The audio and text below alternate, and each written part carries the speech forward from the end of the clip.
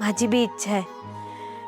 Paru tiffin सर्व्हिसचं उद्घाटन हे देवी यांच्या हस्ते व्हायला पाहिजे. अगं मग चांगलं आहे, हरकत काय. हो ना, तू एक काम कर पारू, आईंना जाऊन आमंत्रण दे, ते येतील. नाही नको प्रिया मॅडम, देवी यांनी मला त्यांच्या समोर यायचं नाही असं सांगितलंय. मी नाही जाऊ शकत. पारू, त्या गोष्टी मनावर घेऊ नकोस. मी एक काम करतो, मीच जातो आणि आईला बोलून येतो. हा पण नको काळजी करू, मी देऊन येतो. हो,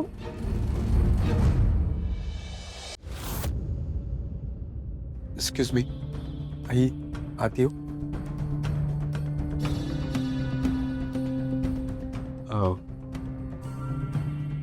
आई, एक बोलायचं होतं. Thank you so much. मी इतक्या कठीण प्रसंगात तुम्ही पारूच्या बाजूने उभे राहिल्यात, गोडाऊनची जागा दिल्याबद्दल खरंच थँक्यू. आणि त्या गोडाऊनच्या जागेत पारू तिच्या किचनचा बिझनेस सुरू करते आणि त्याचं उद्घाटन करायचं आहे.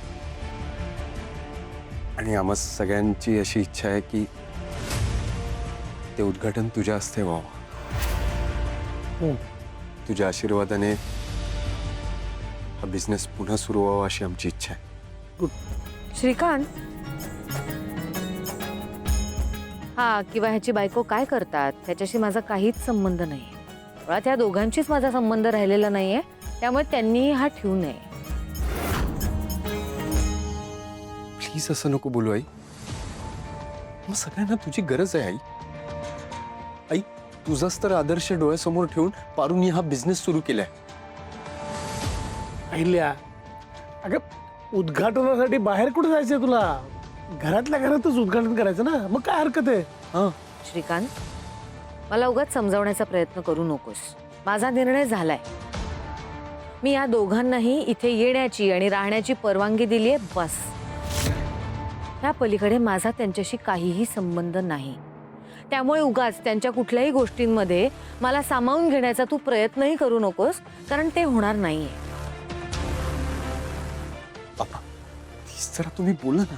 मला नको सांगू बाबा, मी काही करू शकत नाही. मला एवढं सांग, तुझ्या उद्घाटनाला अर्धी अहिल्या आली तर चालेल का? काय? अरे म्हणजे कसं आहे, अहिल्या माझी अर्धांगिनी आहे ना. हा, मग तिच्यात मी अर्धा आहे आणि माझ्यात ती अर्धी आहे. त्यामुळे जर का ती अर्धी आली तर चालेल का? म्हणजे अहिल्या कांत आला तर चालेल का?